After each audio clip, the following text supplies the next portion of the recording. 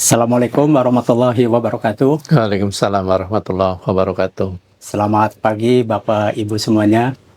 Pagi hari ini, syukur alhamdulillah, saya akan bincang-bincang santai, ngobrol santai dengan Kepala Pusdiklat Bapak Dr. Suntono.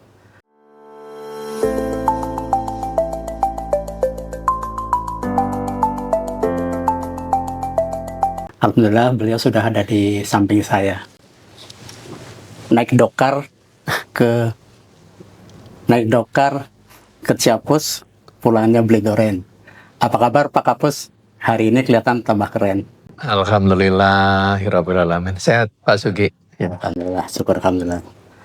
Ya, Pak Kapus, pagi ini saya ingin mendapatkan beberapa pengalaman Pak Kapus karena dari sejak awal berkarir, pendidikan, waktu yang terlama di Papua ya Pak. Jadi mulai dari karir struktural, kemudian jenjang pendidikan sampai pencapaian doktor ya. Dan hari ini Pak Kapus sudah menjadi Kepala Pusdiklat yang ngurusin sumber daya manusia. Nah, kira-kira kalau dari pengalaman Pak Kapus, apa sih yang membuat Pak Kapus dari karir sampai pendidikan doktor ini lebih gemilang di Papua? Ada key success faktornya nggak Pak Kapus? Ya. Baik, Mas Sugi, kita ngobrol ya.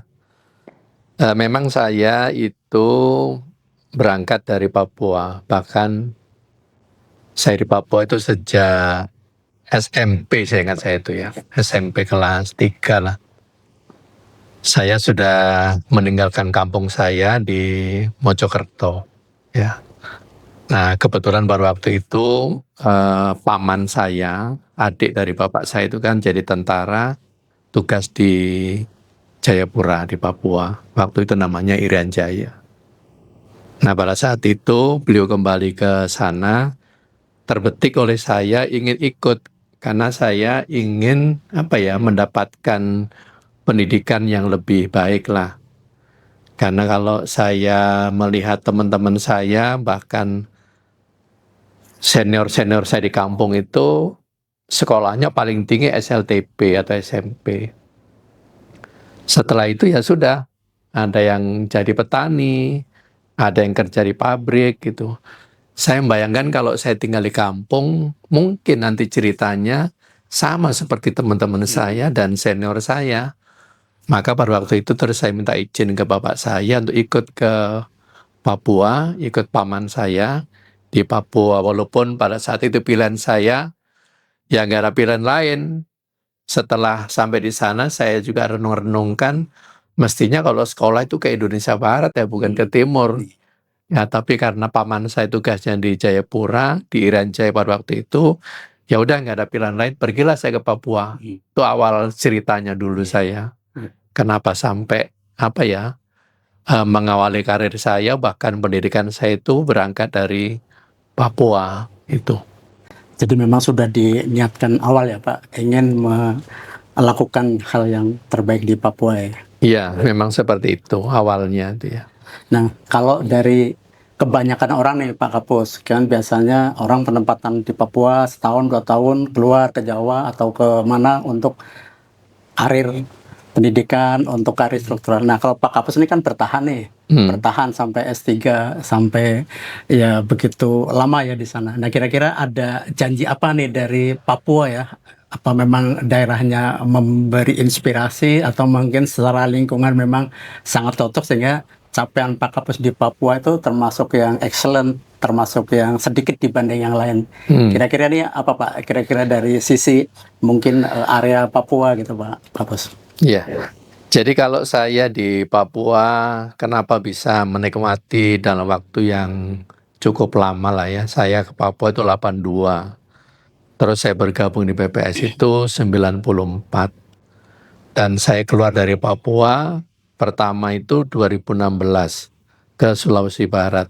Dalam rentang waktu yang cukup lama, kurang lebih 25 sampai 30 tahun saya di Papua itu, ya intinya saya sebenarnya ingin menikmati. Ingin menikmati dimanapun saya berada. Ingin menikmati dimanapun saya ditugaskan gitu ya. Karena selama di Papua pun saya juga pernah ditugaskan oleh pimpinan ke Merauke sekitar tahun 2000 ya, 99 sampai 2000, itu sampai dengan 2008. Nah, saya pernah di Merauke juga, kurang lebih 8 tahunan di Merauke. Dan di beberapa penugasan yang lainnya di Papua itu ya intinya saya berusaha untuk bisa menikmati dimanapun saya ditugaskan. Saya juga tidak pernah punya mimpi yang terlalu tinggi, juga tidak punya ekspektasi yang berlebih tentang karir saya dan tinggal saya di Papua. Pokoknya dimanapun saya ditempatkan, ya ingin mengalir seperti biasa aja, ingin memberikan yang terbaik dimanapun saya diberikan tanggung jawab atau amanah oleh pimpinan. Jadi dinikmati saja ya Pak Kapus ya. Saya kira iya. Melihat Papua ya baik-baik saja gitu ya. Saya kira iya. Ya. Nah, kalau awal karir di kepala kabupaten kan di Kabupaten Merauke ya Pak Kapus ya. Iya. Ya, tentunya kan untuk wilayah ya tahu sendiri lah, mungkin dari SDM, infrastruktur terbatas ya. Nah, kalau pengalaman Pak Kapus menghadapi medan yang ya Papua, Merauke, kemudian SDM terbatas, infrastruktur ya. Nah, kira-kira ada ini nggak resisten atau mungkin turbulensi atau hal-hal yang membuat Pak Kapus mungkin merasa nggak nyaman sehingga tapi akhirnya Pak Kapus tetap dalam tadi posisi tetap eksis ya, tidak ada hal-hal yang mengganggu. Kira-kira ada pengalaman apa Pak terkait dengan kepemimpinan Pak Kapus di Merauke sana Pak? Kalau terkait dengan kesulitan wilayah gitu ya, keterbatasan sumber daya, saya karena sudah memang sejak awal di Papua, jadi ya saya sudah sangat memahami kondisi keterbatasan Papua itu ya seperti itu.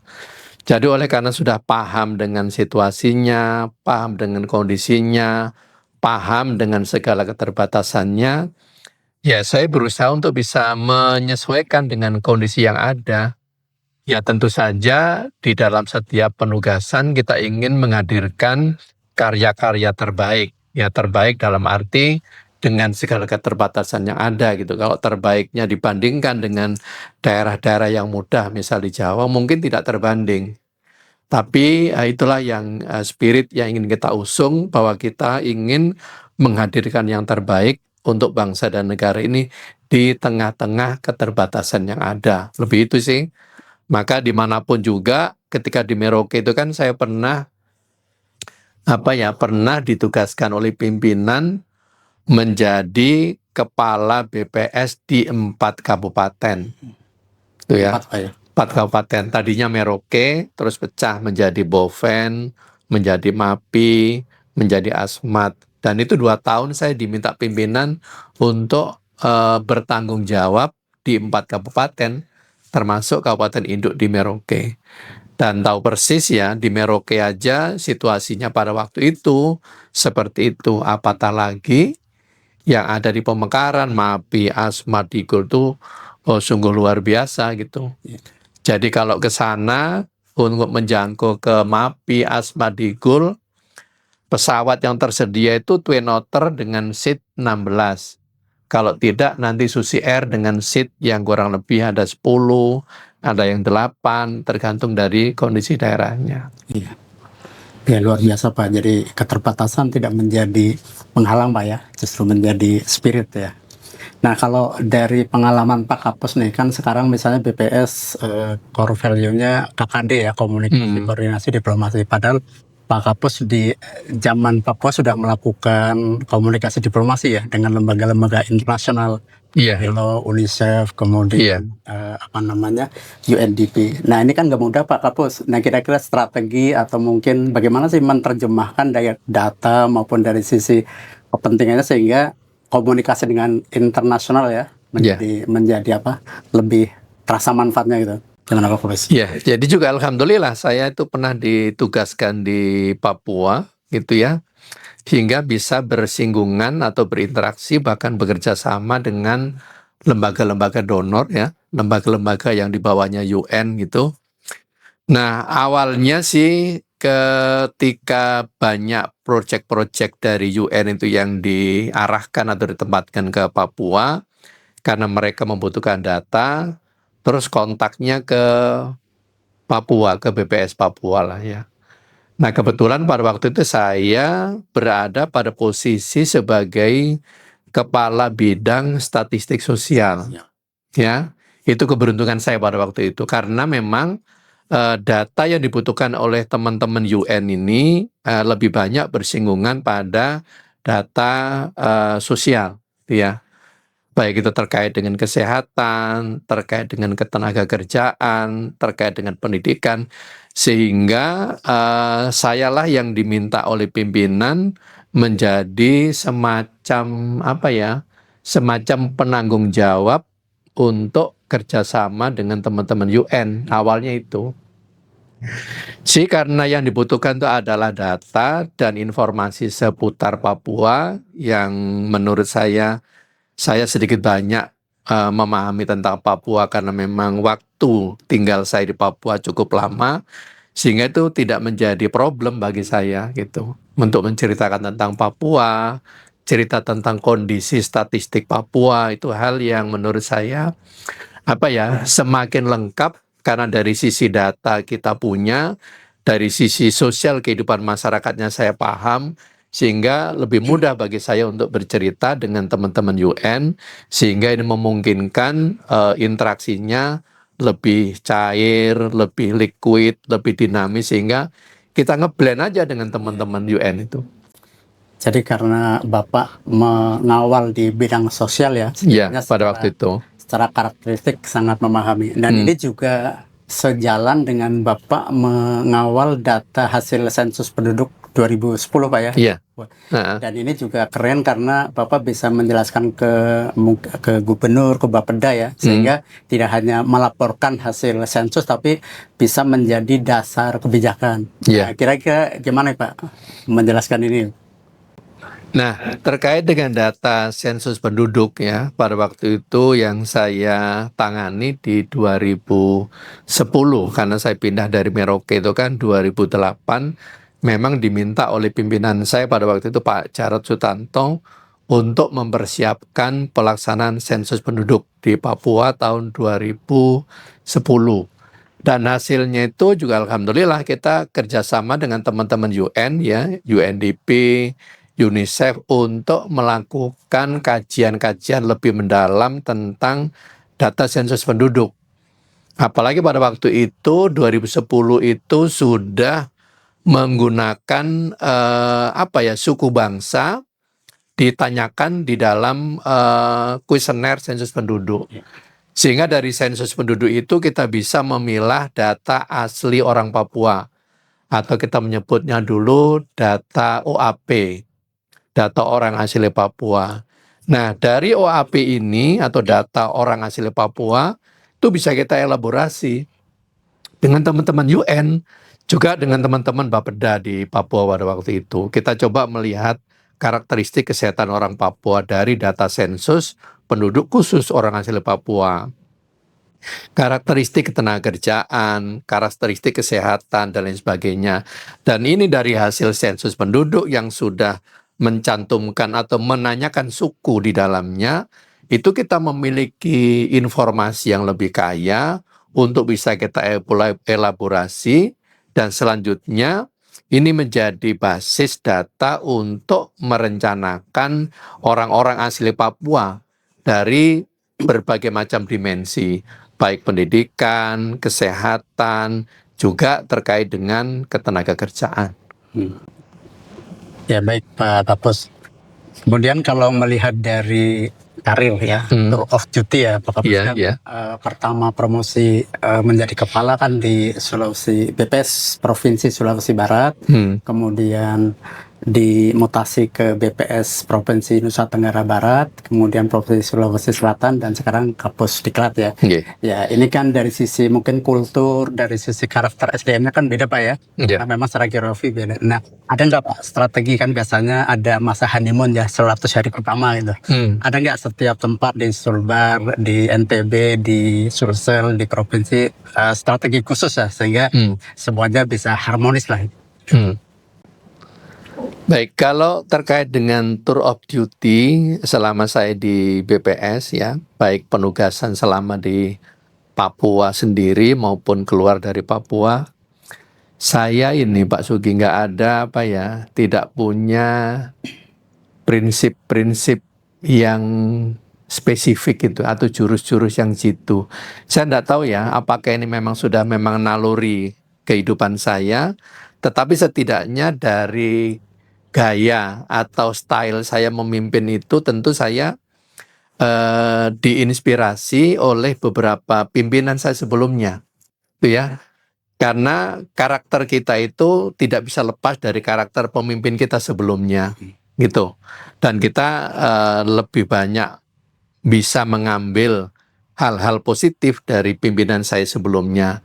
Oh, kalau karakternya keras itu respons di bawahnya itu seperti ini. Jadi nanti kalau saya jadi pemimpin menerapkan prinsip-prinsip yang keras, nanti responnya seperti ini. Jadi saya berusaha untuk bisa mengambil pelajaran dari berbagai macam tipikal pemimpin itu, mana yang baik untuk bisa saya terapkan atau implementasikan manakala saya diberikan kesempatan oleh pimpinan menjadi seorang pemimpin. Nah, itu yang saya terapkan.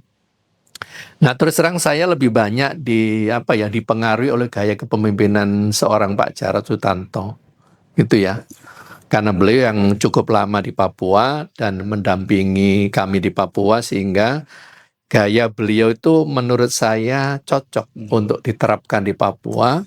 Karena dengan gaya beliau itu memberikan suasana yang lebih tenang, lebih sejuk, lebih nyaman gitu. Karena Pak Jarod itu bisa bisa menempatkan dirinya manakala staf itu butuh seorang sahabat, seorang teman untuk bisa ngobrol. Nah, beliau itu bisa berfungsi menjadi teman.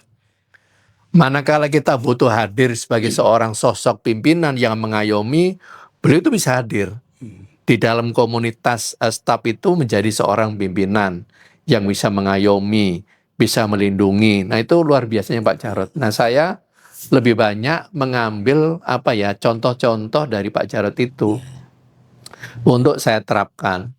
Dan juga dari pimpinan saya di Merauke pada waktu itu, saya juga belajar dari Pak Zainuddin, Kepala BPS Merauke pada waktu itu, tentang kesabaran. Nah, saya mendapatkan banyak sekali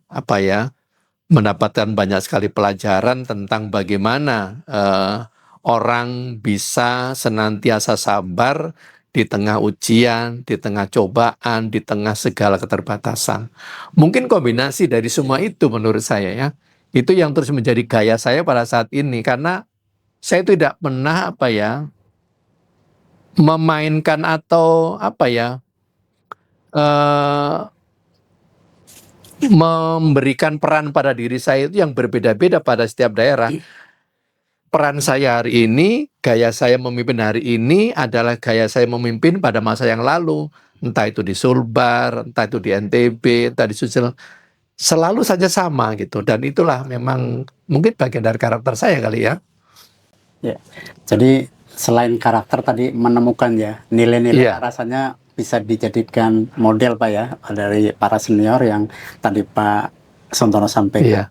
Ya, selanjutnya Pak Sontono, kalau kita bicara kepemimpinan di daerah ya Pak, kan mungkin tekanan atau mungkin godaan dari mungkin stakeholder ya. Jadi misalnya terkait dengan ya data-data strategis lah, misalnya apa kemiskinan, pertumbuhan ekonomi dan macam-macam kan kadang-kadang stakeholder tuh maunya datanya yang baik-baik saja gitu ya. Tapi kemiskinan membuat performanya menjadi tidak baik Bapeda kan. Nah, ini kan butuh integritas ya Pak Sontono ya. Nah, bagaimana membentengin itu sebagai bentuk integritas sehingga bisa jadi Pak Sontono membuat kebijakan yang nggak populis ya, tapi prinsipnya katanya datanya harus berkualitas, punya trust gitu ya. Nah, kira-kira membentengi supaya dari sisi integritas pegawai, kualitas data itu memang tidak diragukan oleh para external stakeholder. Gimana Pak Sontono? Kalau saya berkaitan dengan itu, saya itu lebih menganut prinsip fenomena, ya prinsip fenomena kalau saya gitu ya. Apapun statistik yang kita hasilkan, mau kemiskinan mau pengangguran kayak, mau pendidikan kayak gitu ya. Kalaupun nanti hasilnya itu dirasa kurang bisa memuaskan pemerintah daerah, sepanjang itu bisa terjelaskan, menurut saya tidak masalah, itu ya. Karena sesungguhnya statistik itu kan bagian dari akumulasi dari fenomena-fenomena yang ada di lapangan menurut saya itu ya. Jadi ketika fenomenanya itu bisa menjelaskan data statistiknya, menurut saya itu tidak masalah ya. Tinggal bagaimana kita mengomunikasikannya dengan para pihak atau dengan stakeholder terkait. Apakah itu Bapeda gitu ya, apakah itu nanti ke gubernur, apakah ke bupati. Dan selama ini sih saya juga tidak pernah mengalami hal yang membuat saya sulit untuk menjelaskan kepada stakeholder itu, apakah itu Bapeda, apakah itu bupati, apakah itu gubernur gitu ya. Nggak ada masalah selama ini. Karena sekalipun datanya itu misal nih kalau pengangguran mengalami kenaikan, misalnya nanti kemiskinan mengalami kenaikan gitu, sepanjang fenomenanya itu terjelaskan di lapangan, saya kira gubernur pun bisa menerima faktanya. Karena itulah kondisi yang faktual yang ada di lapangan. Jadi kita tidak ingin untuk merekayasa atau membuat orang menjadi senang dengan statistik yang kita hasilkan. Ya apapun hasilnya, sepanjang fenomenanya mendukung ke arah sana atau bisa menjelaskan statistik itu, saya kira setiap orang bisa memahami kondisi itu. Jadi fenomena itu menjadi penting Pak ya. Menurut saya, Karena kalau tidak ada fenomena menjadi timbul keraguan ya. iya. Ya. Ya. Nah kalau dari pengalaman kualitas data tadi Pak, secara tim tidak ada yang merasa tertekan gitu ya untuk menyajikan yang tadi apa adanya gitu ya. Tidak, harusnya tidak. Karena kan memang di awal itu kita sudah berangkat ingin menghasilkan statistik yang apa adanya. Statistik yang berdasarkan evidence-nya, statistik yang berdasarkan fakta, dan statistik yang mendukung fenomena yang ada di lapangan.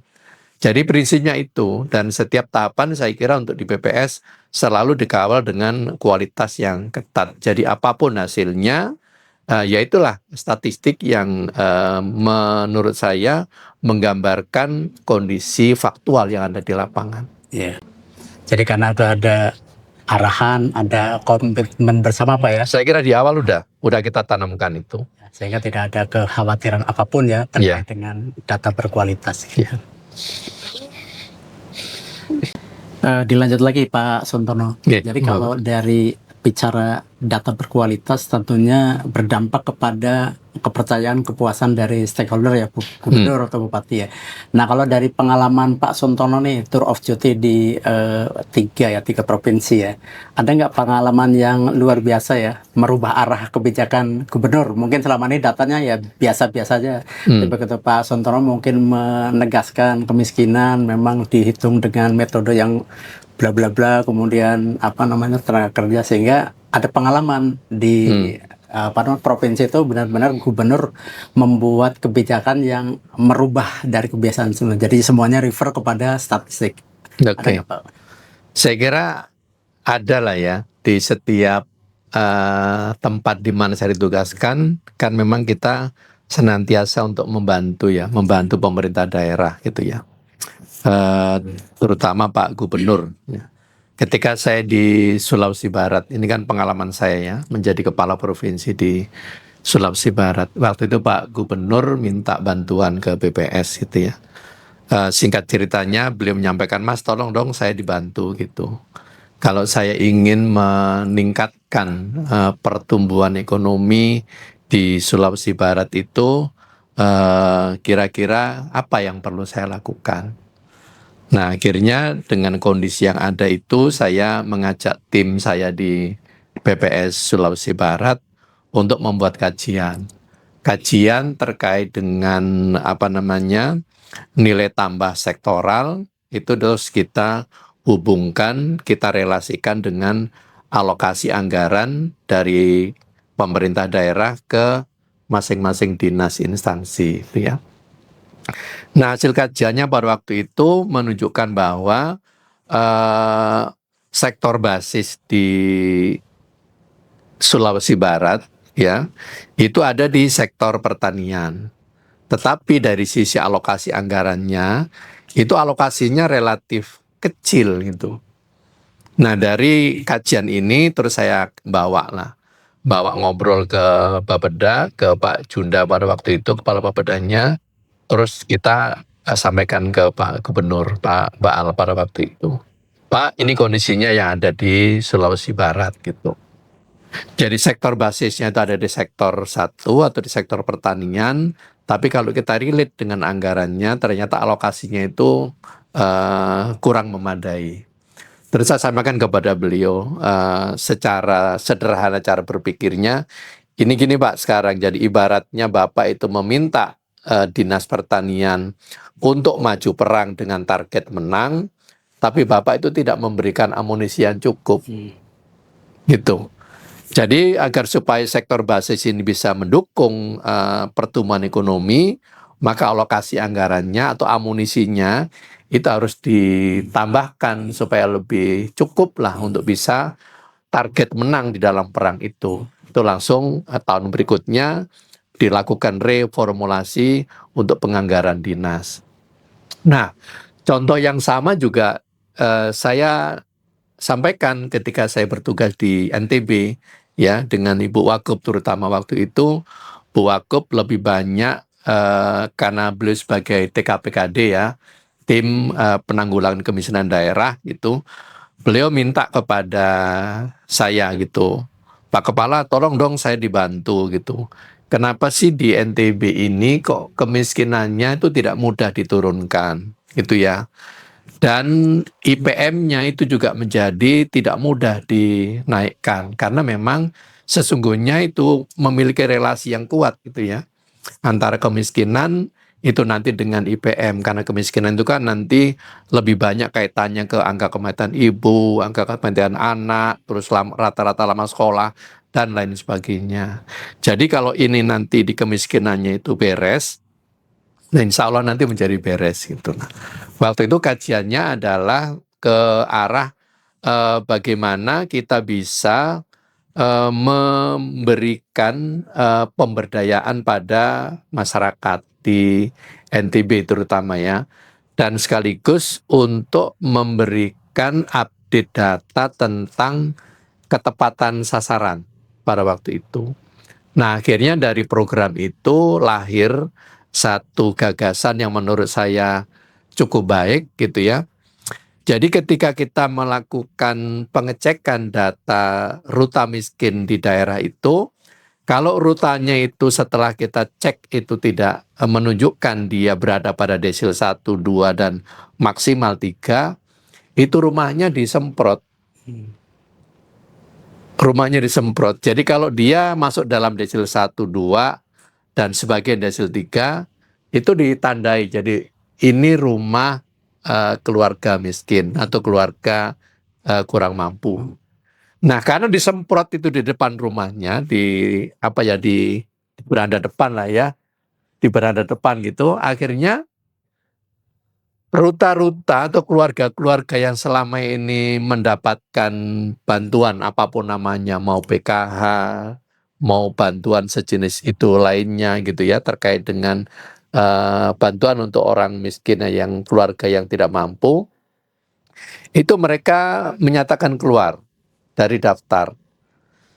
Jadi misalnya setelah kita cek kembali di lapangan, ternyata si rumah tangga ini atau keluarga ini tidak masuk kategori desil 1, 2, 3, dia berada di desil katakanlah 6, 7, mungkin juga lebih.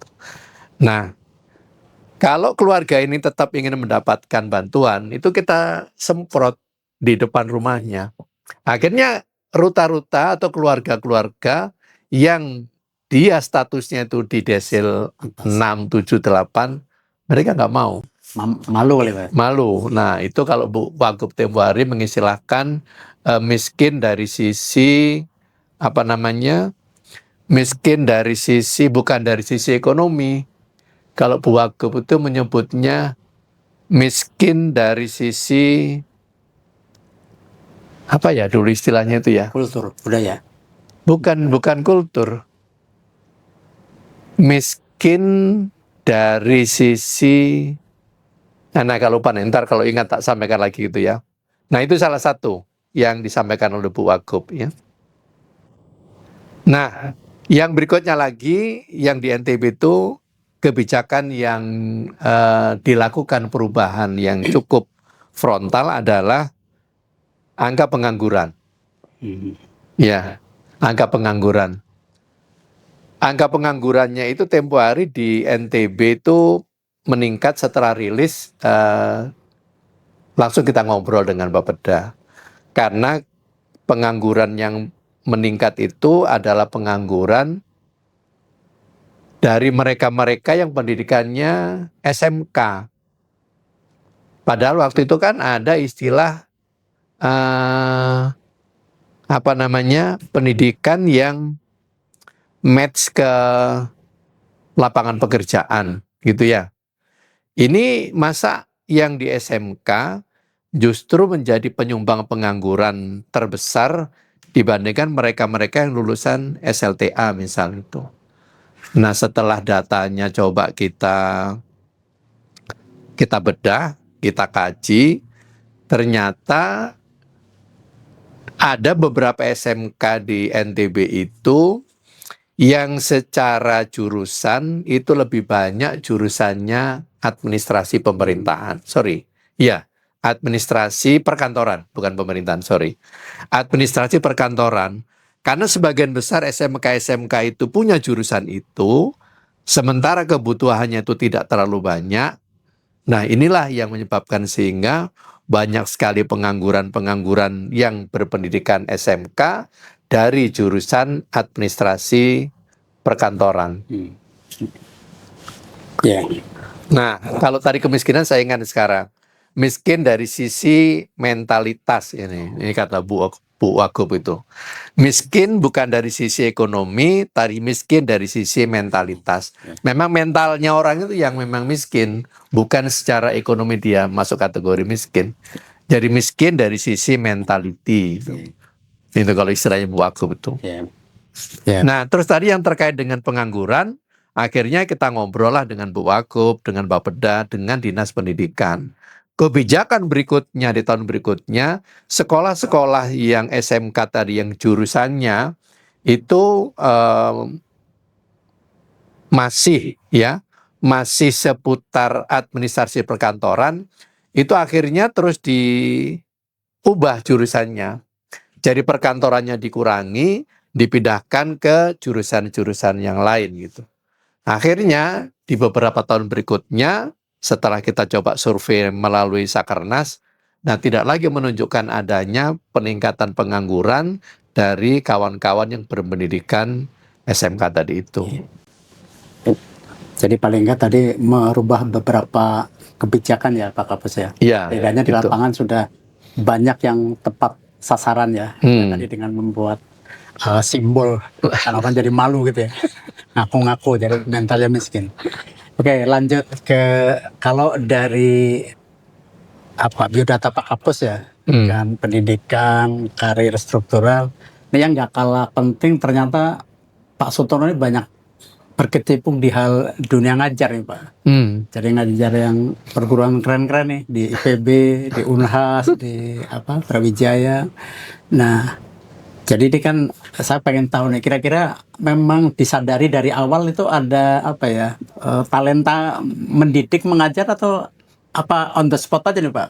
Kayaknya ada Pak Sugi, tapi sambil kita ngopi ya. Iya, silakan Pak. Ayo sambil ngopi ya. Enak ini Pak Sugi kopinya nih. Luar biasa. Kopi no sugar. Kalau mengajar Pak Sugi berarti saya setback ya, kembali lagi ke Papua ya. Kembali kita sudah sampai di NTB tadi ya. Kita setback kembali ke Papua. Dulu waktu saya kuliah itu Pak Sugi, saya salah satu penerima beasiswa Ikatan Dinas dari Dirjen Dikti pada waktu itu. Nah,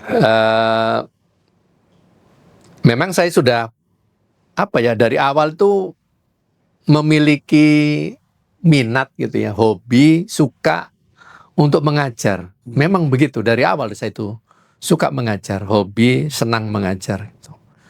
Nah, hanya memang ada beberapa kecelakaan kecil di Papua dulu sehingga saya tidak menjadi dosen di universitas tempat saya kuliah gitu ya. Akhirnya saya masuk di BPS gitu ya. Nah, kenapa saya sekarang bahkan di beberapa tahun sebelumnya itu memiliki atau mengajar di beberapa universitas gitu ya. Tadi Pak Sugi sudah sampaikan ada Unhas, ada UNER gitu ya, IPB. ada IPB, ada UPN Jawa Timur gitu. Waktu saya di Merauke pun bertugas di Merauke itu juga sudah mengajar. Dulu mengajar di apa ya? Ngajar di Setie Yapis. Ya, Setie Yapis Merauke. Yapis itu Yayasan Pendidikan Islam. Itu saya sudah mengajar ya di D3 Ekonomi pada waktu itu. Nah, kegemaran itu juga sudah sejak dulu, termasuk kegemaran saya menulis, Pak Sugi. Nah, kalau boleh saya cerita itu ya, dan sedikit mungkin narsis saya gitu, saya itu pernah menjadi penulis terbaik versi BPS. Luar biasa. Pada waktu itu ya, di kisaran tahun 97-98 lah seingat saya itu. Dulu ketika saya di Papua itu, saya di bawah binaan atau bimbingan kepala bidang saya, orang NTT namanya Pak Tevi Matias, dan beliau itu orang yang gila kerja ya, workaholic lah beliau itu. Jadi kerjanya luar biasa banyak, karena memang banyak kerjasama dari pemerintah daerah gitu, sehingga kita sebagai stafnya itu ya dituntut untuk bekerja keras gitu, karena memang banyak pekerjaan-pekerjaan yang kita lakukan. Nah, seingat saya dulu itu setiap tahun ya, BPS itu kan ketika ada acara Rateknas atau Rakornas gitu di Jakarta, senantiasa itu pameran publikasi yang konvensional. Apakah itu PDRB, apakah daerah dalam angka itu dipamerkan. Sehingga saya itu rutin setiap tahun itu waktu itu. Nah, Pak Tevi ini menjadi ketua tim. Kalau timnya kami di Papua namanya itu tim eksekutif summary. Jadi selain menyediakan atau membuat publikasi yang konvensional yang rutin seperti daerah dalam angka, PDRB, IPM dan lain sebagainya, kami itu diminta oleh Pak Tevi membuat tulisan. Membuat tulisan apapun judulnya, apapun namanya, yang penting tulisan itu berbasis pada data statistik yang kita hasilkan. Ingat persis pada waktu itu kita ada beberapa orang di dalam tim itu menulis executive summary. Nah, waktu itu di akhir dari lembur malam itu Pak Tevi menyampaikan ke saya, Dek Suntono, ini saya itu punya judul bagus, tapi saya belum sempat menulis gitu. Judulnya waktu itu saya ingat Irian Jaya menghadapi era globalisasi. Tahun-tahun segitu itu memang lagi trennya kata globalisasi itu. Wah, gimana ya caranya saya nulis ini? Saya ingat saya timbang-timbang. Udahlah, akhirnya saya menyiapkan datanya Papua waktu masih Irian Jaya namanya. Yang dimiliki Irian Jaya hari ini apa sih gitu? Untuk menuju ke globalisasi itu kita butuh apa gitu? Akhirnya itu yang saya tulis. Dan alhamdulillah tulisan itu ternyata menjadi tulisan terbaik nasional versi BPS. Zaman wakil kepala BPS itu Pak Kayat pada waktu itu. Pak Kayat waktu itu. Nah, Sebelum tahun 2000 berarti ya? sebelum, seingat saya sebelum saya di Merauke. Kisaran kalau nggak 97, 98 lah tahun-tahun itu. Nah, ketika pameran itu kan bukunya itu ditaruh di bawah gitu. Nanti diseleksi hari berikutnya naik ke atas. Pas di final itu posisi tulisan saya itu ada di paling atas. Dan di foto Pak Tevi, Dek Suntono. Luar biasa tulisan Dek Suntono ini menjadi juara 1 di nasional. Nah, ya ikut bangga lah gitu ya, Pak Kayat mengapresiasi karena beliau waktu itu menyampaikan lewat Pak Tevi, bagaimana Dek Tevi, beliau menyebutnya Pak Tevi itu Dek Tevi. Kok bisa anak-anak di Papua diajari, dididik untuk bisa membuat analisis-analisis seperti ini tuh. Sedangkan kami pada waktu itu Pak Kayat menyampaikan di BPS itu sudah banyak staf-staf yang S2 lulusan luar negeri, tapi tulisannya belum sebagus ini gitu pada waktu itu ya. Mungkin untuk sekedar memberi motivasi kami di Papua. Menurut saya kira di Jakarta pun banyak tentunya teman-teman yang sudah bisa menulis bahkan jauh lebih baik dari tulisan yang sudah kami lakukan di Papua pada waktu itu. Hanya untuk menurut saya hanya memotivasi ya agar teman-teman di daerah lain juga bisa lah seperti Papua. Bayangan saya waktu itu seperti itu. Dan kegemaran saya mengajar itu bermula dari teman-teman UN sebenarnya. Ketika saya di Papua, ini kita setback ya ke Papua lagi ya. Kata teman-teman yang dari UN itu ketika saya menjelaskan tentang indikator-indikator atau menjelaskan data statistik yang kita hasilkan, itu mereka itu lebih mudah memahami ketika saya menjelaskan dibanding teman-teman saya menjelaskan. Pak Suntono, kenapa ya kok kalau menjelaskan itu enak, runut, detail, dan mudah dipahami? Dan kalau mencarikan analogi-analogi itu sederhana, tapi kita mudah langsung paham gitu. Nah dari situlah tuh, oh berarti saya ini punya bakat kayaknya untuk mengajar ya. Akhirnya dari situlah terus saya, ya walaupun sebelumnya sih ya, sebelum dengan UN sudah saya ngajar juga di Merauke. Jadi memang menjadi salah satu kegemaran saya mengajar itu. Suka mengajar saya, lebih ke itu. Apalagi terus didukung sama teman-teman UN tadi itu, merasa lebih mudah memahami statistik manakala dijelaskan oleh saya. Gitu, lebih ke itu.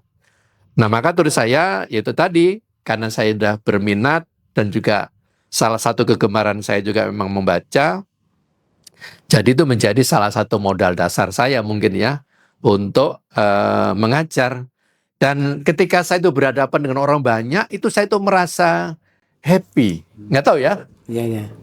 Ketika berhadapan dengan audiens itu terus menjadi senang, menjadi happy, dan spirit saya itu terus menjadi lebih meningkat gitu. Nggak sebaliknya ya, kan biasanya orang panik. Orang nervous gitu ya, orang gugup, nervous.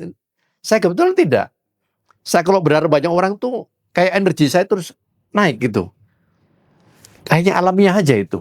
Passion yang Bisa jadi ya, itu mungkin disebut passion kali ya. Nah dari situlah terus saya ya mengajar lah gitu.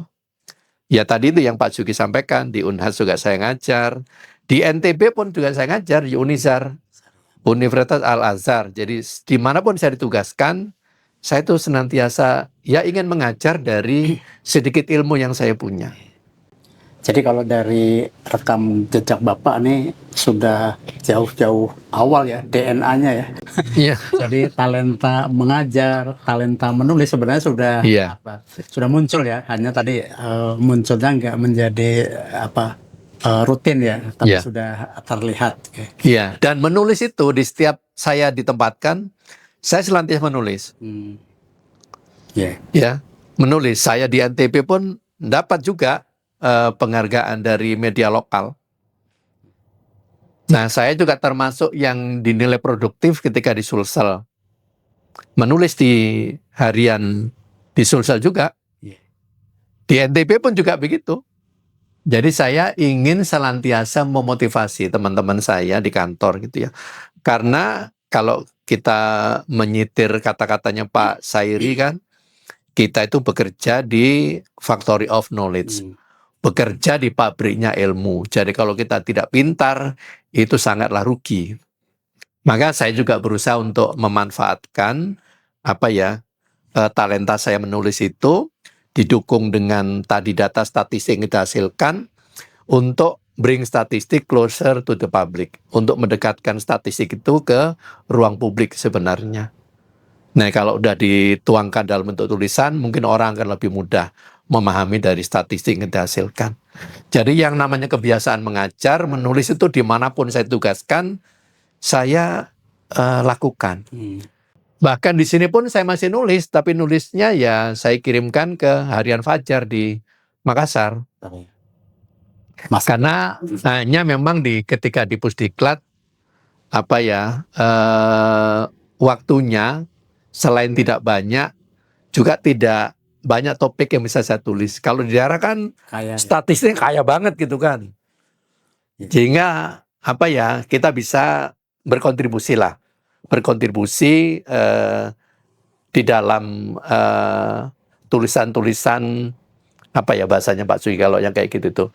Tulisan-tulisan yang sifatnya di media tapi bukan kajian ilmiah yang terlalu dalam lah ya. kontemporer kali ya, tulisan Kontemporer kali ya istilahnya gitu ya.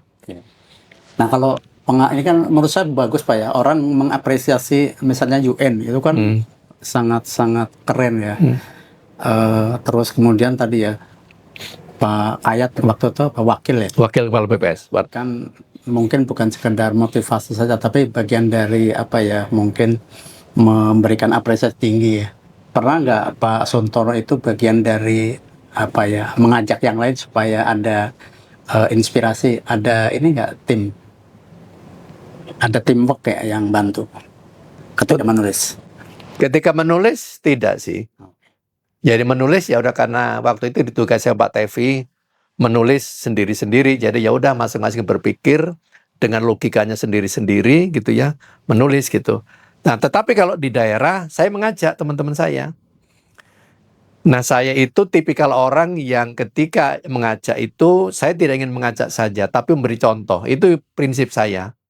Misal saya ingin mengajak teman-teman saya menulis, saya nulis dulu. Menulis dulu, nanti sudah diterbitkan atau dirilis oleh harian setempat, barulah nanti saya sampaikan ke teman-teman, ayo menulis nih, saya sudah memulai. Nah itu umumnya diikuti oleh teman-teman saya. Dan itu juga menjadi satu gerakan besar untuk menulis dalam rangka tadi itu. Bring statistik closer to the public. Baik Pak, terima kasih. Ya Pak Suntoro, terkait dari pengalaman dari daerah Papua sampai hari ini di Pusdiklat ya.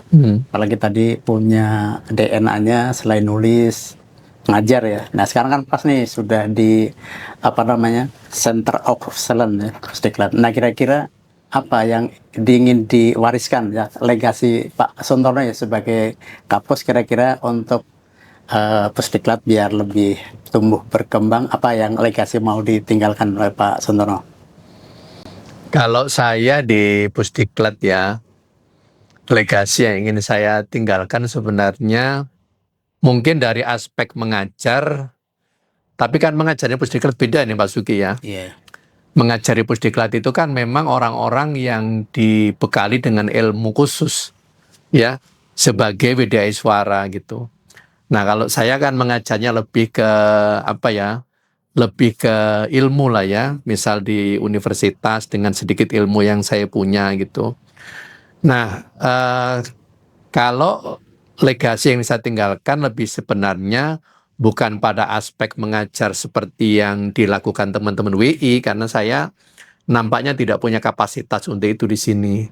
Nah tapi yang ingin saya tinggalkan di sini adalah karena Pusdiklat ini adalah kawah candra di mukanya ya, atau dalam istilah lain Pak Su kita ada menyebut Center of Excellence-nya BPS itu ada di sini gitu. Jadi menurut saya yang perlu dilakukan oleh teman-teman saya, terutama sebagai WI, yaitu tadi harus bisa mengembangkan kompetensinya gitu.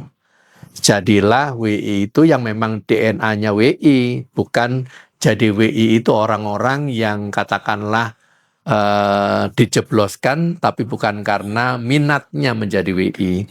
Kalaupun sudah sekarang terjun menjadi WI, walaupun tadinya memang tidak ingin jadi WI, menurut saya ya harus ditekuni, harus diseriusi gitu ya. Jadikan WI itu menjadi DNA, menjadi passion yang apa ya, menjadi passion yang dengan WI itu kita bisa berkontribusi dalam rangka untuk mengembangkan SDM-nya BPS di masa depan. Karena menurut saya WI itu adalah satu profesi yang sangat amat membanggakan, gitu ya. Karena kita ini mendidik SDM BPS menjadi lebih kompeten, menjadi lebih kredibel, menjadi lebih berintegritas gitu. Untuk apa? Untuk statistik yang bermakna dan berdampak gitu ya. Kita harus bisa meninggalkan stigma masa lalu gitu ya, yang di era-era saya dulu ini adalah tempat orang yang apa ya, dalam tanda petik orang yang dibuang. Nah, era itu harusnya sudah tidak ada lagi, dan ini adalah era untuk pembaruan. Pembaruan dalam artian orang-orang yang ditempatkan sebagai Widya Iswara di Pusdiklat adalah orang-orang pilihan, orang-orang terbaik, karena akan memberikan ilmu dan pengetahuan kepada SDM PPS agar kedepannya jauh menjadi lebih baik, itu ya. Dan legasi yang kedua mungkin untuk teman-teman di Pusdiklat secara umum, tidak spesifik pada teman-teman WI, adalah terkait dengan ini yang menjadi salah satu value-nya Ibu Kepala ini, KKD ini, ya. Nah, ini tentu harus dibangun satu ekosistem yang saling mendukung. Dan agar ekosistem itu bisa saling mendukung, saling menguatkan, kalau istilah Pak Sugi itu saling menjuarakan, maka komunikasi, koordinasi, kolaborasi, mungkin juga diplomasi, terutama untuk yang arahnya keluar, ini harus menjadi hal yang utama di era yang sekarang. Karena sehebat apapun kita tidak akan mungkin mampu menyelesaikan pekerjaan itu sendiri. Jadi kita butuh komunikasi, ya. Dengan komunikasi kita mendapatkan solusi, butuh juga kolaborasi. Karena dengan kolaborasi kita mendapatkan keunggulan-keunggulan yang dimiliki oleh pihak lain, ya. Dan tentu saja kita perlu juga namanya tadi itu berdiplomasi, itu ya. Walaupun menurut saya aspek diplomasi itu lebih kuat itu kita sampaikan ke external stakeholders gitu ya, dibandingkan di dalam, bahwa di dalam kita juga butuh diplomasi, tapi kekuatannya itu harusnya ke eksternal untuk diplomasi. Nah, saya kira itu. Nah, sekarang saya kan sudah menginjak 3 tahun di Pusdiklat ini gitu ya. Saya kira saya tidak perlu memberikan apa ya, wejangan-wejangan dalam arti verbal, tapi apa yang saya praktekkan hari ini dan selama kurang lebih 3 tahun berjalan ini, ya itulah diri saya gitu. Dan tidak dalam rangka untuk menyombongkan diri saya pribadi, karena ini adalah kerja tim di Pusdiklat, maka Pak Sugi juga bisa lihat gitu kan, pencapaian-pencapaian gitu ya, yang diperoleh di Pusdiklat selama saya di sini. Sudah bisa Pak Sugi memotret, teman-teman juga bisa merasakan gitu ya, dengan kebersamaan, dengan kolaborasi, dengan kerjasama, dengan koordinasi. Ternyata tidak ada sesuatu yang mudah atas izin Allah tentunya, gitu ya. Apa saja bisa kita capai, dan target kita 7-8 target besar, semuanya bisa kita capai, terpenuhi dalam 3 tahun ini. Tentu saja bukan karena saya, karena memang teman-teman hebat, saya hanya mendukung saja dari belakang. Dan juga hadir di tengah-tengah manakala teman-teman butuh spirit, saya hadir. Ketika teman-teman sedang jatuh, saya ingin hadir di belakang memberikan dukungan. Lebih ke itu saja sih. Kalau sebagai leader, sebagai pemimpin kan itu. Pemimpin itu kan kalau kita dengar kata-kata orang bijak itu, tidak perlu banyak bicara, harus lebih banyak mendengar. Ya, dan melibatkan diri di dalam setiap proses. Yaitu tadi, ketika saya di depan ingin memberikan semangat gitu ya, mengambil inisiatif, ketika teman-teman saya berada di tengah ingin memberikan dorongan, apa semangat, spirit, dan ketika teman-teman jatuh, saya ingin membangkitkan semangat itu. Ya. Ya, jadi saya berapa kali dengar Pak Kapus tuh ya tadi spiritnya kan memberikan dampak apa ya, kayak ayunan ya, dikasih sentuh. Ya, teori bandul lah ya kalau saya cerita ya, teori bandul. Saya juga melihat itu Bapak sedikit mungkin bahasa-bahasa inspirasi, motivasi, tapi tim mudah untuk menerjemahkan dengan tadi capaiannya 8-7 prestasi lah. Nah, kalau dari Pak Suntono nih, kira-kira dari 8 itu memang sudah rasanya cukup sebagai Pak Kapus untuk mengimprovekan, biasanya perbaikan terus-menerus gitu. Nah, Iya. kira-kira sampai hari ini masih ada yang rasanya kalau nanti ditinggalkan oleh Pak Kapus, masih ada yang kelihatan belum belum berkinerja, atau memang sudah rasanya di periode Pak Kapus sudah semuanya selesai sehingga pimpinan wah puas atas ya tadi masa performa selama 3 tahun ya Pak Kapus. Kalau dari kacamata saya dan diskusi juga kan termasuk juga dengan Pak Sugi dan beberapa unsur pimpinan yang ada di Pusdiklat, kan memang target 7-8 target itu kan yang kita pasang memang menjadi satu tuntutan, menjadi satu kebutuhan Pusdiklat gitu ya untuk kita capai bersama gitu ya. Dari mulai WBK sampai dengan LSP gitu ya. Kalau kita cerita LSP itu sebenarnya sudah menjadi apa ya, mimpi besar saya sebelum saya jadi Kapusdiklat Pak Sugi sebenarnya. Jadi memang sudah punya Iya. cita ya. Jadi LSP itu tadinya terinspirasi oleh temuan BPK pada waktu itu. Jadi BPK itu menemukan di dalam auditnya dan mempertanyakan kepada BPS. Tapi memang tidak perlu dijawab dengan verbal, tapi perlu dijawab dengan dengan aktivitas gitu ya.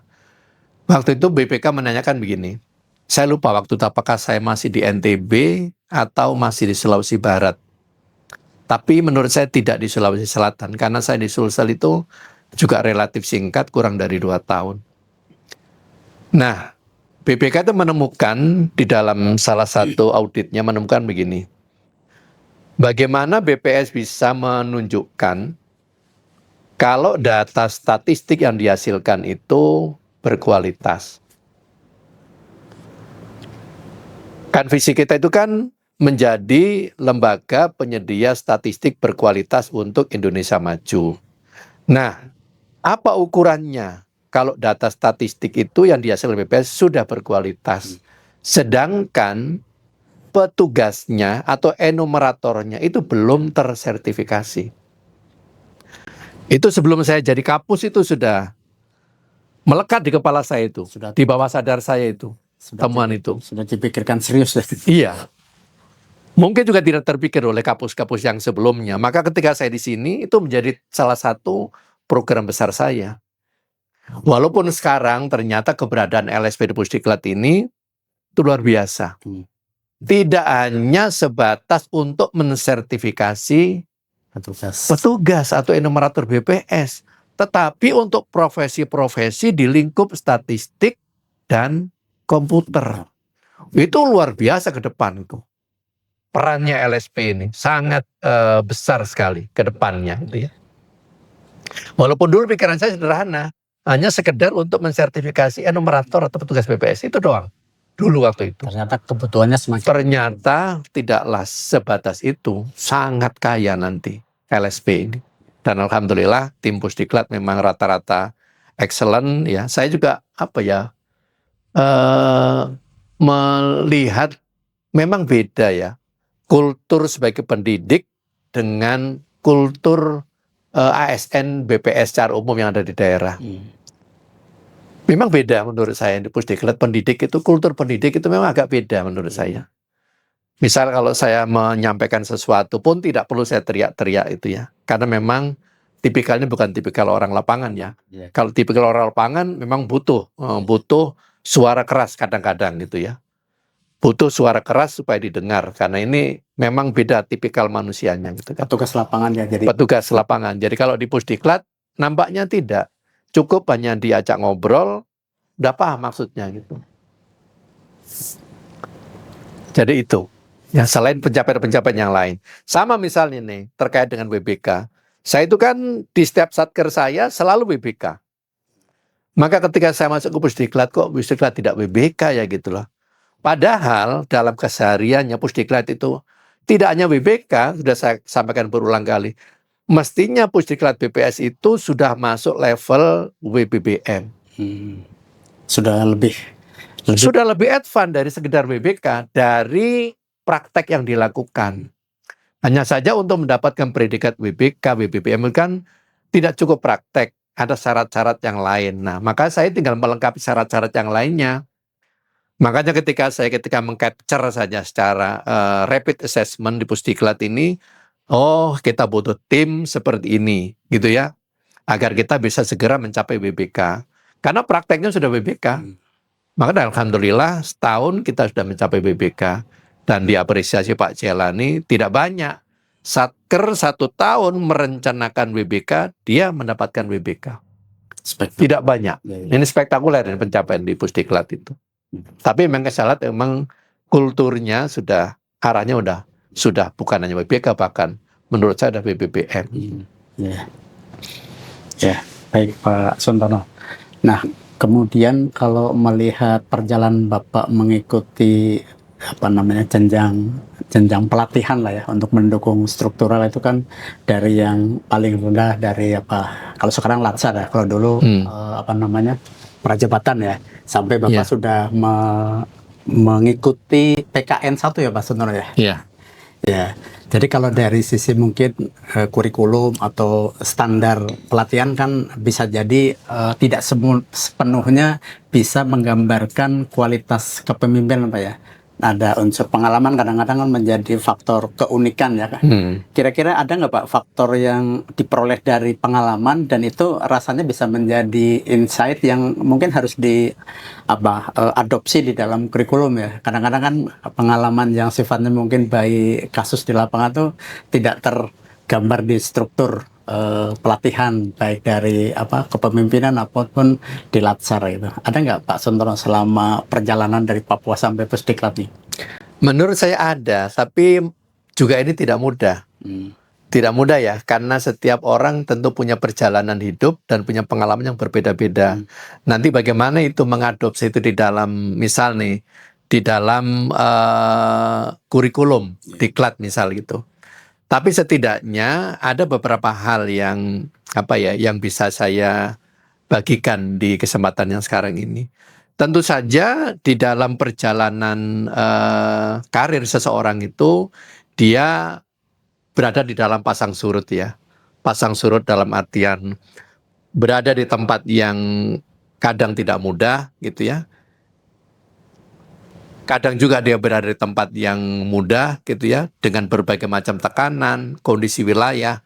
Dan tentu saja perjalanan hidup yang pasang surut ini akan mewarnai pengalaman seseorang, mewarnai karakter seseorang, mewarnai gaya kepemimpinan seseorang tuh ya. Nah tentu saja kalau gaya saya, karena saya banyak diwarnai oleh Indonesia Timur, mungkin juga nanti berbeda. Gaya teman-teman yang misal nih dipengaruhi oleh Indonesia bagian Barat.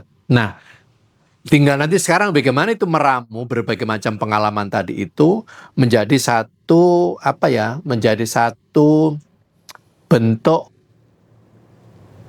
mata diklat gitu. Entahlah nanti dirumuskan gimana caranya itu ya. Dan menurut saya itu penting. Karena experience itu menurut saya itu justru memberikan nilai lebih dibanding sekedar tataran teori. Karena kalau sudah punya experience di lapangan, itu tentu setidaknya orang itu sudah memiliki knowledge, sudah memiliki ilmunya, gitu ya. Dan itulah praktek di lapangan, itu bagian dari upaya orang untuk mendewasakan dirinya. Nah kalau saya ceritakan ke Pak Sugi juga teman-teman yang lain, orang itu menjadi excellent, itu tentu dia membutuhkan long experience. Nggak ada itu orang wise, orang excellent, suddenly itu nggak ada ceritanya. Nggak ada yang instan ya Pak. Nggak ada yang instan. Kecuali mie instan. Menurut saya nggak ada. Jadi orang itu akan digembleng dengan perjalanan hidupnya, experience-nya, barulah orang itu menjadi lebih wise, menjadi lebih excellent. Menurut saya itu. Ya, terus kalau mungkin nanti kalau Pak Suntono misalnya menulis itu nanti bisa menjadi kan kita biasanya kayak studi lapangan ya atau benchmark, mungkin nanti bisa menjadi tambahan referensi Pak, bisa kita bahan diskusi lah kalau sekiranya ada yang bisa ditulis oleh Pak Suntono secara manajerial maupun teknis. Nah, kalau dari perjalanan di level jabatan Pak, kan bidang teknis, manajer, sampai katakan sebagai pemimpin lah sekarang. Nah ini kan pencapaian makna hidup ya. Rasanya yang paling tadi kan bolak-balik katanya berdampak. Nah sekarang buat Pak Suntono berdampaknya di mana? Jadi pada saat level mana yang menurut Pak Suntono dari makna hidup itu berdampak secara mungkin personal, secara institusi gitu. Apakah ketika di managerial, middle manager atau sekarang justru di ya anggap aja sebagai top lah ya, top leader di Pusdiklat ini. Kira-kira seperti apa Pak Suntono?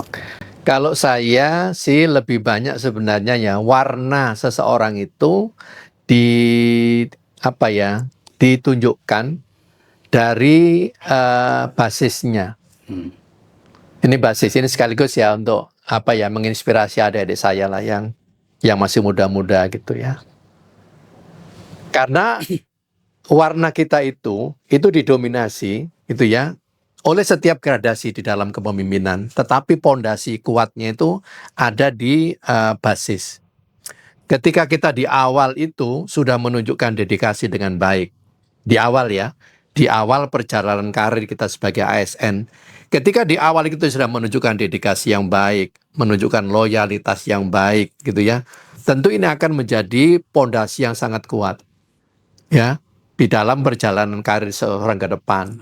Nah, tentu saja pondasi ini akan nanti menjadi lebih kuat lagi manakala ditopang tadi itu pengalaman di teknis maupun di manajerialnya. Nah, saya alhamdulillahnya punya beberapa pengalaman yang itu juga menurut saya akan memperkuat karakter saya gitu ya sebagai seorang Suntono gitu ya. Misal nih, saya lahir di BPS itu kan dari Neraca, Pak Sugi. Saya orang Neraca gitu ya, dan kebetulan secara keilmuan saya memang orang ekonomi yang tadinya hanya belajar di tataran teori doang di kampus gitu ya, terus saya praktek menghitung gimana itu menghitung PDRB, menghitung PDB dan sekitar itulah ya. Nah ini akan lebih mudah memahaminya saya gitu. Untuk berkecimpung di dalam penghitungan PDB, PDRB, karena secara keilmuan saya sedikit punya ilmunya, gitu kan ya. Nah, saya juga pernah diminta oleh pimpinan, diberikan tanggung jawab menjadi kepala BPS Kabupaten di Merauke, gitu ya. Kurang lebih selama 2 tahun lah ya. Dan itu juga menjadi satu pengalaman berharga bagi saya gitu ya. Bagaimana mengimplementasikan manajerial saya di BPS Merauke gitu ya. Juga koordinasi dengan pemerintah daerah dan para kolega saya gitu ya. Nah, saya juga pernah ditempatkan di provinsi di Papua menjadi kepala bidang statistik sosial. Walaupun saya tadinya itu nol besar karena jadi petugas Susenas pun saya belum pernah. Tapi diminta pimpinan menjadi kepala bidang statistik sosial. Itu tantangan yang luar biasa, itu ya. Apalagi pada waktu itu para direkturnya, deputinya, orang-orangnya hebat-hebat. Jadi saya itu terdorong gitu ya untuk mengasah diri saya agar saya sebagai orang sosial yang tidak berlatar belakang ilmu sosial bisa segera adaptasi. Itu dorongan untuk saya belajar lebih kuat lagi.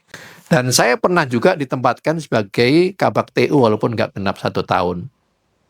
Nah, tour of duty saya itu di dalam jabatan itu akan memperkaya pengetahuan saya, wawasan saya tentang keseluruhan pekerjaan BPS. Nah, dulu ada kebijakan seseorang akan diputar dalam 4 tahun. Itu menurut saya kebijakan yang sangat baik menurut saya, ya. Karena dengan kita pernah singgah di beberapa jabatan teknis, wawasan kita tentang statistik itu akan paripurna. Dan kita akan lebih mudah tuh ngomong statistik pertanian, kita pernah di sana jadi bisa setidaknya. Ngomong distribusi kita paham, ngomong neraca kita tahu, jadi nggak ada cerita tentang data statistik yang tidak bisa kita ceritakan. Karena kita pernah singgah di jabatan-jabatan tadi itu. Nah kebijakan itu kalau diterapkan menurut saya jauh lebih baik. Ya, jadi kalau mengikuti penjelasan Pak Suntono, nggak bisa ya kita memenggal parsial ya. Oh, saya berdampak ketika jadi middle manager atau ketika menjadi top manager. Karena tadi sifatnya akumulasi. Iya, jadi ini kumulatif menurut saya. Iya. kumulatif. Jadi pimpinan juga sudah memantau Pak ya. Jadi rekam jejaknya Pak Suntono dari zaman mungkin ya kasih gitu ya. Iya. Jadi bagian dari yang secara integral Pak ya, menyeluruh gitu. Iya. Nah kalau dari mungkin di Pusdiklat ini kan nyaris tidak ada hal teknis yang hitung inflasi yang adanya di PJK ya. Tapi masih penting Pak ya. Kita ya mungkin tidak hanya WI, tidak hanya yang lain ya, mungkin perlu juga ya mengikuti perkembangan inflasi atau kemiskinan gitu ya. Malah kalau menurut saya itu sangat amat penting. Maka mimpi saya ke depan sebenarnya ingin menghadirkan teman-teman PJK kemari untuk mengupdate pengetahuan teman-teman di Pusdiklat supaya tidak tertinggal dari PJK di kantor pusat gitu. Karena yang kita ajarkan nanti juga tidak jauh-jauh dari orang-orang yang memang berada di teknis gitu. Kalau pengetahuan kita tentang teknis itu tertinggal dari pemahaman orang-orang teknis yang ada di kantor pusat, rasanya ya kita seperti menggarami lautan gitu kan ya. Mengajarkan sesuatu yang mereka sudah lakukan selama ini. Nah, kita juga ingin mendapatkan informasi terkini ya tentang statistik itu agar supaya teman-teman itu bisa membekali BPS baik pusat maupun daerah dengan info-info terkini gitu. Nah, seringkali kita di Pusdiklat itu kan terus tertinggal pengetahuannya dibanding teman-teman teknis. Harusnya itu harus padu padan. Info terkini di kantor pusat, di PJK, harusnya itu juga dipahami oleh teman-teman di Pusdiklat agar supaya dia relate pengetahuannya. Ya baik Pak Suntono, ini masuk di sesi terakhir Pak Suntono. Jadi tadi Bapak sudah bercerita semuanya sangat penting lah ya, dari perjalanan di daratan Papua sampai hari ini di Pusdiklat. Ya baik dari aspek teknis, aspek manajerial, aspek leadership ya. Nah kira-kira nih biar pengetahuan, pengalaman Pak Suntono tuh menjadi lesson learned lah, bisa menjadi inspirasi, motivasi yang muda-muda lah. Ya, sehingga harapannya kan tadi ada yang bisa menjadi referensi ketika Pak Sono menjadi leader kan merefer kepada tadi ya yang pendahulu-pendahulu. Nah kira-kira success story ini kalau dibuat katakan ya summary atau menjadi kutipan yang paling menginspirasi apa nih kira-kira Pak Sono? Jadi bentuknya seperti apa nih? Gitu ya. Saya nggak tahu ya Pak Sugi nanti bahasanya atau kalimatnya apa ya. Intinya kalau saya sih begini. Jadi ketika kita itu diberikan amanah oleh pimpinan untuk mengerjakan apa saja, diberikan kepercayaan oleh pimpinan, lakukan sebaik-baiknya yang kita mampu, lakukan yang terbaik yang kita mampu. Itu prinsip saya, gitu ya. Dan jangan ada pamrih sedikit pun lah di dalamnya itu. Lakukan pekerjaan itu sebaik yang kita mampu. Kalau saya prinsipnya itu saja. Karena apapun yang kita lakukan itu sesungguhnya itu adalah investasi yang tidak kita sadari. Saya nggak tahu nanti membuat formulasi yang seperti apa. Tapi inilah yang saya lakukan. Dari apa yang saya kerjakan, ya kalau mungkin bahasanya para filsuf, penuh dengan keikhlasan, tapi itu terlalu tinggi lah bagi saya. Tapi saya prinsipnya ingin melakukan sesuatu yang terbaik yang saya bisa. Dan tentu saja saya bisa itu juga tidak bisa seorang diri, juga tetap membutuhkan pelibatan dari yang lain gitu ya, untuk bisa bersama-sama, bergotong royong gitu ya, berkolaborasi dan sebagainya. Karena apa yang kita lakukan dengan tulus, dengan ikhlas ya, itu ternyata menjadi semacam capital intangible atau modal yang tidak terlihat, tapi itu nanti ketika kita butuhkan, dia akan datang. Ini contohnya. Misalnya, saya pernah diberikan kepercayaan oleh pimpinan. Dari seluruh eselon 2 pusat dan daerah, waktu itu saya masih di NTB, saya itu diminta oleh pimpinan untuk mengikuti seleksi Diklat PIM 1. Padahal itu yang tidak lazim di PPS ya. Di PPS itu kan biasanya setelah menjadi eselon 1, baru diklat PKN 1. Tapi pada waktu itu, entahlah ada kebijakan atau apapun namanya gitu ya. Saya termasuk salah satu dari 4 itu, sehingga saya Pak Atko, almarhum Pak Hanif dengan Pak Romzi itu diminta oleh pimpinan untuk mengikuti seleksi PKN 1. Dan alhamdulillah keempat-empatnya ini lulus gitu ya. Dan tentu saja untuk memilih 4 orang itu kan tidak asal milih ya. Tentu pimpinan sudah punya rekam jejak seseorang. Baik itu mungkin hasil assessment, kinerja selama memimpin, prestasi selama memimpin, mungkin bagian dari pertimbangan pimpinan. Dan itu yang saya lakukan ketika saya diklat, ketika saya ikut open bidding di level eselon 1, juga level eselon 2. Itu saya itu senantiasa mempersiapkan diri sebaik-baiknya. Dan ketika saya itu mengalami kesulitan, saya itu minta tolong pengalaman saya masa lalu itu membantu saya. Gitu. Yang tadi, yang kerjakan dengan baik gitu ya, yang kita mampu itu ternyata keluar itu. Di recall ya kalau susunan. Iya, jadi merecall masa lalu, tolong bantu itu keluar dia itu. Jadi ketika saya misal ini pengalaman saya waktu open bidding eselon 2 ditanya oleh pansel gitu ya. Ditanya oleh pansel. Saya lupa waktu itu. Panselnya kepala Bappenas juga pernah menjadi direktur Unpad. Profesor Ali Sabana, depannya lupa saya. Kepala Bappenas, pernah jadi kepala Bappenas. Saya ditanya, bagaimana Pak Suntono caranya untuk bisa menghasilkan statistik berkualitas di Papua? Akhirnya saya minta tolong pada si dia tadi itu. Itu dia keluar gitu. Bagaimana saya berkoordinasi dengan pihak gereja, bagaimana saya berkoordinasi dengan itu terus ngalir aja gitu. Saya ceritakan itu pengalaman saya, gitu ya. Karena ini kan bagian dari experience ya, bukan saya mengarang.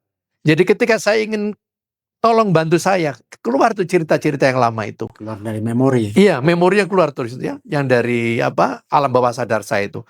Saya ceritakan seperti ini. Maka terus Pak Dudi menyampaikan, Pak Suntono luar biasa, Pak Dudi Sulaiman waktu itu ketua panselnya. Pak Suntono dapat nilai dari Prof. Ali Sabana itu yang tertinggi dari seluruh komponen penilaian. Beliau tuh sangat kagum lihat Pak Suntono karena kok ada orang Jawa tapi sangat menguasai Papua. Di dalam kesulitan Papua itu dia tuh menceritakan begitu lugas, seolah-olah dia itu orang Papua gitu. Dia kagum itu Prof. Ali Sabana itu pada saya waktu itu. Nah hal seperti itu pun juga saya lakukan ketika saya ikut open bidding eselon 1. Saya minta tolong dari experience saya di masa lalu itu. Itu juga ngalir saja cerita itu. Karena ini bukan ngarang ya. Karena ini sudah saya lakukan, saya alami, jadi mudah memanggilnya kembali. Merecall kembali itu mudah. Kisah nyata. Iya. Kisah nyata yang tersimpan dalam memori itu ya.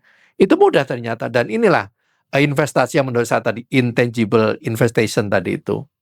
Ya. Yang kita punya tapi itu tidak nampak, tapi ketika kita butuhkan dia bisa kita panggil pengalaman itu di masa lalu itu. Nah, saya kira ini yang ingin saya bagi ke teman-teman saya yang muda-muda ya. Pokoknya lakukan yang terbaik yang teman-teman bisa gitu ya. Penuh dengan keikhlasan ya, bahwa orang muda itu nanti masih ada ngedumel-ngedumel sedikit ya, menurut saya itu manusiawi lah ya, sebagai orang muda yang masih penuh emosi, masih belum terlalu mudah mengendalikan diri, tapi setidaknya upayakan untuk melakukan yang terbaik. Dan belajarlah sesuatu yang terbaik dari siapapun yang di sekitar kita. Karena di sekitar kita itu adalah sebuah ilmu, sebuah pembelajaran kalau kita bisa mengambil maknanya. Di setiap kita itu adalah ilmu, sangat kaya. Kalau kita ingin atau berkeinginan atau mau mengambil pelajaran dari sekitar kita. Kita belajar dari tukang kebun, ada keikhlasan di sana. Ambil itu pelajaran-pelajaran tentang keikhlasan.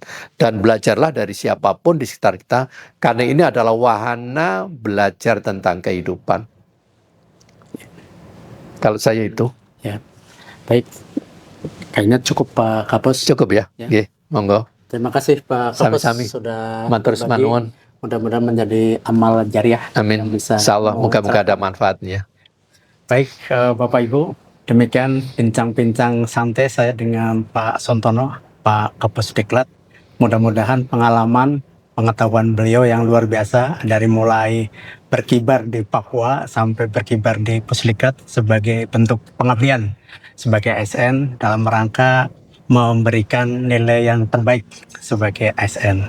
Tentunya ini nanti bentuk untuk investasi Pusdiklat ya dalam rangka transfer dari tacit knowledge menjadi explicit knowledge. Jadi Pak Kapus meninggalkan, mewariskan, membuat legasi cerita-cerita ini sebagai dokumen, menjadi live dokumen yang nanti barangkali siapapun akan bisa mengakses sebagai sumber pengetahuan dan sumber pembelajaran. Demikian mudah-mudahan apa yang sudah disampaikan oleh Pak Kapus menjadi amal jariah.